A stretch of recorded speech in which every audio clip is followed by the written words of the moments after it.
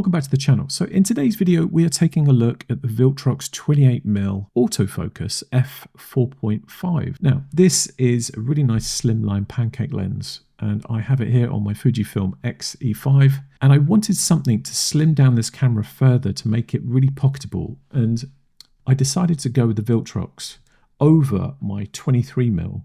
So the 23mm is obviously the one, well, it's the one from Fuji. It does ship with the X-E5.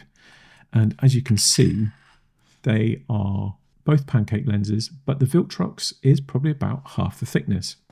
With the Fuji lens, you get 2.8 wide open and then f16 as you shut down. And you don't get that on the Viltrox. On the Viltrox, you are a fixed f4.5, but you do have autofocus on this. You do also have a lens cover on the front there, and primarily the camera lens itself is plastic build. Now that's a bit of a disappointment to me because I thought, and I'd read somewhere, and I think I'd seen in another video, that this was of all metal build, but yeah, it's not. The actual mount of the lens itself is metal. And you do have a USB-C port if you want to update the firmware.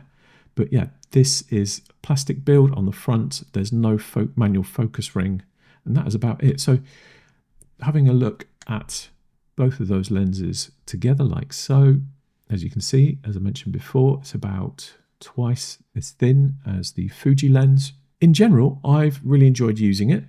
I will link a video that I shot in, or rather at Chelsea and Bloom at the weekend. We did a little walk around there, and I took this along and I did a POV walking tour.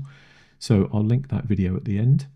That's if you want to see some examples of the pictures that come out of this. In general, I was happy with the pictures. I just think the 28mm is a little bit too tight for me.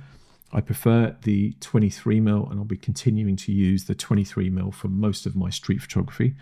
But I do like the fact that that is a really nice slimline camera now, and I do consider that more of a pocketable camera, a really premium street photography camera now. I do particularly like, and I shot a lot with it in waist level finder mode like that. So I find it much easier to shoot with my thumb on the shutter like this. I know a lot of people have mentioned in the past when I've shown that, it's like, well, who does that? And it's like, well, I do that. It's a really nice way of shooting. I do have a matte screen cover on here, or protector rather, and this just helps with reflections when you're out filming yourself and you don't get yourself in the reflection. So really, that was our quick look at the Viltrox 28mm autofocus f4.5mm lens. Let me know what you think in the comments below. I do have a discount for this lens. Just to be totally clear, I did buy this with my own money. I have partnered with Viltrox in the past for previous reviews. So they've very kindly given me a discount code that I can share with you, and I'll put that in the description. So as I mentioned, I will link that video here. I hope you found today's video useful. If you did, don't forget to give me a thumbs up, subscribe, and ring that bell if you'd like to be notified of future gear reviews. Lots more coming soon, and I hope to see you in another one. Bye for now.